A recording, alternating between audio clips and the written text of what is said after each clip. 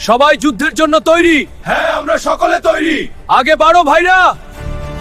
ইসলামের ইতিহাস এক রক্তক্ষয়ী অধ্যায়ের সাক্ষী, এক এমন ট্র্যাজেডি যা চিরকালের জন্য মানবতার হৃদয়ে গভীর ক্ষত এঁকে দিয়েছে। কারবালা এই নামটি শুনলেই আমাদের মানসপটে ভেসে ওঠে আত্মত্যাগ, বীরত্ব এবং চরম নিষ্ঠুরতার এক করুণ গাথা। আজ আমরা সেই মহাকাব্যিক ঘটনার গভীরে ডুব দেব, যেখানে ন্যায় ও অন্যায়ের সংঘাত, সত্য ও মিথ্যার লড়াই মানবজাতির জন্য এক অবিস্মরণীয় দৃষ্টান্ত স্থাপন করেছে। এই কাহিনী মহানবী হজরত মুহাম্মদ সাল্লাল্লাহু আলাইহি ওয়াসাল্লামের প্রিয় দৌহিত্র, জান্নাতের যুবকদের সর্দার হজরত ইমাম হুসেন রাজিয়াল্লাহু তাআলা আনহুয়ের। মহানবী সাল্লাল্লাহু আলাইহি ওয়াসাল্লামও তার দৌহিত্রদের স্নেহপূর্ণ চিত্র। শৈশবের ইমাম হাসান রাজিয়াল্লাহু তাআলা আনহু এবং ইমাম হুসাইন রাজিয়াল্লাহু তাআলা আনহুর ছবি। ইমাম হুসেন রাজিয়াল্লাহু তাআলা আনহু ছিলেন হজরত আলী রাজিয়াল্লাহু তাআলা আনহু এবং জান্নাতের নারীগণের সর্দারিণী হজরত ফাতেমা রাজিয়াল্লাহু তাআলা আনহার সুপুত্র। মহানবী সাল্লাল্লাহু আলাইহি ওয়াসাল্লাম স্বয়ং তাকে এবং তার ভাই হাসান রাজিয়াল্লাহু তাআলা আনহুকে গভীরভাবে ভালোবাসতেন। তিনি বলতেন, ইয়া আল্লাহ, আমি হাসান হুসাইনকে ভালোবাসি, আপনিও তাদেরকে ভালোবাসুন, এবং যে তাদেরকে ভালোবাসে আপনি তাদেরকেও ভালোবাসুন। তার জন্ম মদিনায় 610 খ্রিস্টাব্দে। রাসূল সাল্লাল্লাহু আলাইহি ওয়াসাল্লাম তাদের জান্নাতের যুবকদের সর্দার উপাধি দিয়েছিলেন। ইমাম হুসেন রাজিয়াল্লাহু তাআলা আনহু ছিলেন অত্যন্ত ইবাদতগুজার, ন্যায়পরায়ণ এবং বাতিলের সাথে আপোষহীন। মহানবী সাল্লাল্লাহু আলাইহি ওয়াসাল্লামের ওফাতের পর ইসলামী খেলাফত খোলাফায়ে রাশেদিনের হাতে ছিল, যেখানে নেতা নির্বাচন হতো পরামর্শ এবং যোগ্যতার ভিত্তিতে, ন্যায় ও ইনসাফের ওপর ভিত্তি করে। এটি ছিল ইসলামী শাসন ব্যবস্থার এক মর্যাদাপূর্ণ ও গণতান্ত্রিক পদ্ধতি। কিন্তু হজরত আলী রাজিয়াল্লাহু তাআলা আনহুর শাহাদাতের পর এবং হজরত মুয়াবিয়া রাজিয়াল্লাহু তাআলা আনহুর শাসনামলে এই পরিস্থিতিতে পরিবর্তন আসে। মুয়াবিয়া রাজিয়াল্লাহু তাআলা আনহু তার পুত্র ইয়াজিদকে উত্তরাধিকারী মনোনীত করেন, যা ইসলামী খেলাফতের মৌলিক নীতির পরিপন্থী ছিল। ইয়াজিদ ছিল ব্যক্তিগত জীবনে চরম মাত্রার পাপাচারী, মদপায়ী এবং নৈতিক আদর্শ থেকে বিচ্যুত। তার শাসন ইসলামের ধ্বংসের কারণ হতে পারে বলে ইমাম হুসেন রাজিয়াল্লাহু তাআলা আনহু উপলব্ধি করেছিলেন। এ ছিল এক গভীর সংকট যা সমগ্র মুসলিম উম্মাকে এক কঠিন পরীক্ষার মুখোমুখি দাঁড় করিয়েছিল। সেগমেন্ট 2, ইয়াজিদের শাসন ও ইমাম হুসেন রাজিয়াল্লাহু তাআলা আনহুয়ের অস্বীকৃতি। ইয়াজিদের অনৈতিক শাসন ব্যবস্থার চিত্র, ক্ষমতার দাপট ও অনৈতিক কার্যকলাপের প্রতীকী চিত্রায়ন। এরপর ইমাম হুসেন রাজিয়াল্লাহু তাআলা আনহুয়ের দৃঢ়চেতা মুখাবয়ব, তিনি যেন কোনো আপস করবেন না এমন দৃঢ়তা। 60 হিজরির রজব মাসে মুয়াবিয়া রাজিয়াল্লাহু তাআলা আনহুয়ের ইন্তেকালের পর ইয়াজিদ জোরপূর্বক ক্ষমতা দখল করে। সে মক্কা, মদিনা সহ সকল শহরে তার অনুগত গভর্নর নিয়োগ করে এবং সকল মুসলিমকে তার হাতে বাইয়াত, আনুগত্যের শপথ গ্রহণ করার নির্দেশ দেয়। কিন্তু ইয়াজিদের চরিত্র ও শাসন পদ্ধতি ছিল ইসলামী আদর্শের সম্পূর্ণ বিপরীত। ঐতিহাসিকদের মতে ইয়াজিদের রাজত্বকালে ইসলামের মূল আদর্শ বিচ্যুত হচ্ছিল।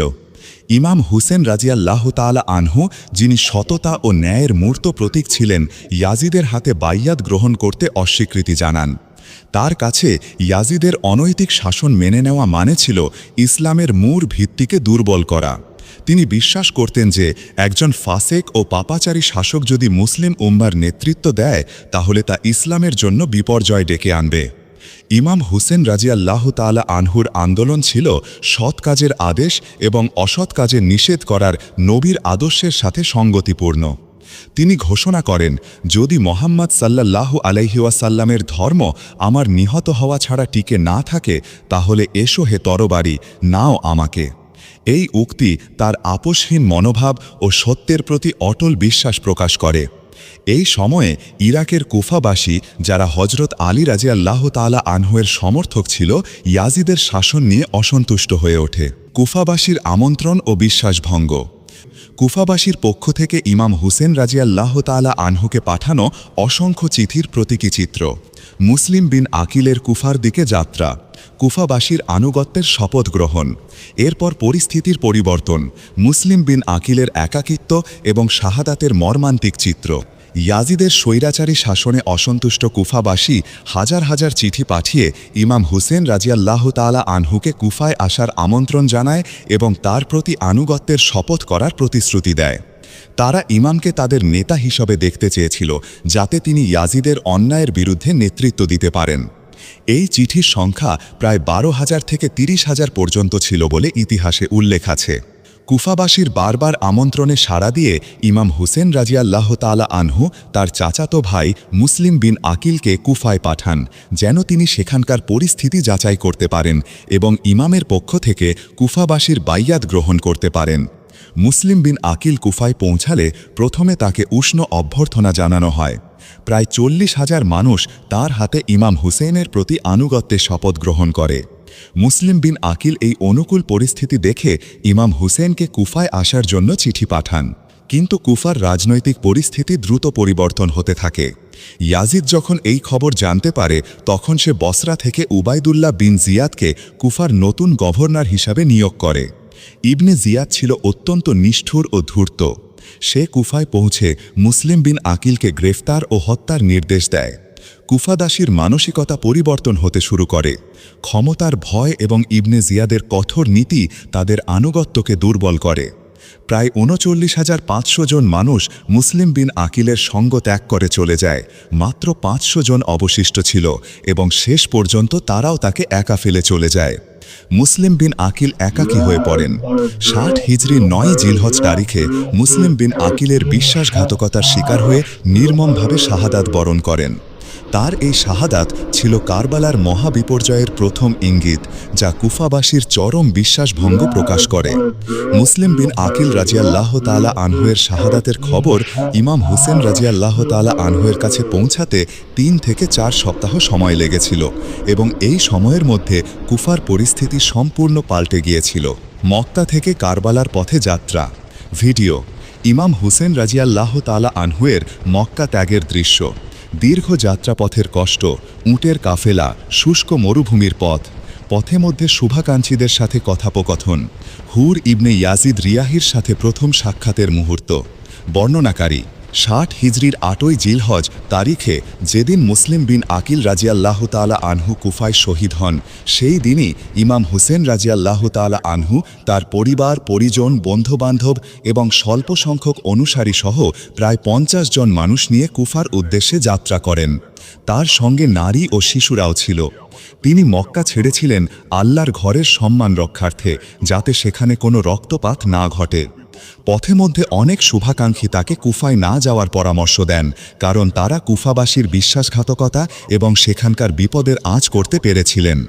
তার চাচা ইবনে আব্বাস এবং ভাই মোহাম্মদে হানাফিয়া তাকে বিদায় জানাতে এসে আসন্ন বিপদ সম্পর্কে সতর্ক করেছিলেন, কিন্তু ইমাম হুসেন রাজিয়াল্লাহু তাআলা আনহু তার সিদ্ধান্তে অটল ছিলেন।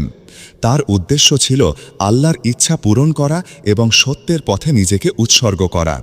পথে মধ্যে 61 হিজরির 1ই মহররম তারিখে ইমাম হুসেন রাজিয়াল্লাহু তাআলা আনহু হুর ইবনে ইয়াজিদ রিয়াহির নেতৃত্বে একদল সৈন্যের মুখোমুখি হন।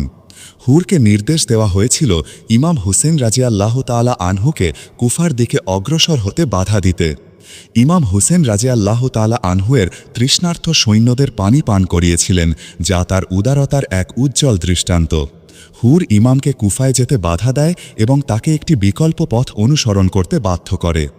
শেষ পর্যন্ত 61 হিজরির 2 মহররম তারিখে ইমাম হুসেনের কাফেলা ফোরাত নদীর তীরবর্তী কারবালার শুষ্ক প্রান্তরে এসে পৌঁছায় এবং শিবির স্থাপন করে। এই স্থানেই উমার বিন সাদ 4000 সৈন্য নিয়ে ইমামের শিবিরের বিপরীতে অবস্থান নেয়। কারবালা কেমন একটি ভূমি যা পরবর্তীতে শাহাদাত এবং ত্যাগের এক চিরন্তন প্রতীক হয়ে ওঠে। কারবালার প্রান্তরে অবরোধ ও চূড়ান্ত মুহূর্ত। ভিডিও। পানিহীন কারবালার প্রান্তর, সূর্যতাপে ঝলসে যাওয়া ভূমি, শিশুদের আর্তনাদ ও পিপাসার্থ মুখ, ইয়াজিদের সৈন্যদের দ্বারা ফোরাত নদী অবরোধের প্রতীকী চিত্র। ইমাম হুসেন রাজিয়াল্লাহু তাআলা আনহুয়ের সঙ্গীদের শেষ রাতের ইবাদত, প্রার্থনা ও নীরব প্রস্তুতি। বর্ণনাকারী কারবালার পৌঁছানোর পর ইয়াজিদের বাহিনী ইমাম হুসেন রাজিয়াল্লাহু তাআলা আনহুয়ের কাফেলার জন্য পরিস্থিতি আরও কঠিন করে তোলে। 61 হিজরি 7ই আমরা মুহররম যুদ্ধ তারিখে করার জন্য আসিনি। উবাইদুল্লাহ বিন আমাকে জিয়াদের মদিনায় ফিরে যেতে নির্দেশে দেওয়া হোক। উমার ইবনে সাদ সেনাপতি সাব্বাত ইবনে রিবআইকে 3000 সৈন্য নিয়ে ফোরাত নদীর সমস্ত প্রবেশাধিকার সম্পূর্ণভাবে বন্ধ করে দেওয়ার নির্দেশ দেয়। এটি ছিল ইমাম হুসেন রাজিয়াল্লাহু তাআলা আনহুকে আত্মসমর্পণে বাধ্য করার একটা নৃশংস কৌশল। পরবর্তী 3 দিন ধরে ইমাম হুসেন রাজিয়াল্লাহু তাআলা আনহু এবং তার সঙ্গীরা, বিশেষ করে নারী ও শিশুরা, পানির অভাবে চরম কষ্ট পেতে থাকে। তাঁবুতে পানি শেষ হয়ে গিয়েছিল, শিশুরা এক ফোঁটা পানির জন্য আকুতি করছিল, যা ছিল এক হৃদয় বিদারক দৃশ্য। ইয়াজিদের বিশাল সেনাবাহিনী ইমাম হুসেন রাজিয়াল্লাহু তাআলা আনহুয়ের শিবিরকে ঘিরে রেখেছিল, পালানোর কোনো পথ ছিল না। 9 মুহররম তারিখে, যা তাসুয়া নামে পরিচিত, ইয়াজিদের সেনাবাহিনী ইমাম হুসেন রাজিয়াল্লাহু তাআলা আনহুয়ের শিবিরের উপর চূড়ান্ত আক্রমণ চালানোর প্রস্তুতি নেয়। ইমাম হুসেন রাজিয়াল্লাহু তাআলা সেই রাতে তার সঙ্গীদের একত্রিত করেন এবং তাদের উদ্দেশ্যে এক আবেগঘন ভাষণ দেন। সবাই যুদ্ধের জন্য তৈরি। হ্যাঁ আমরা সকলে তৈরি। আগে বাড়ো ভাইরা।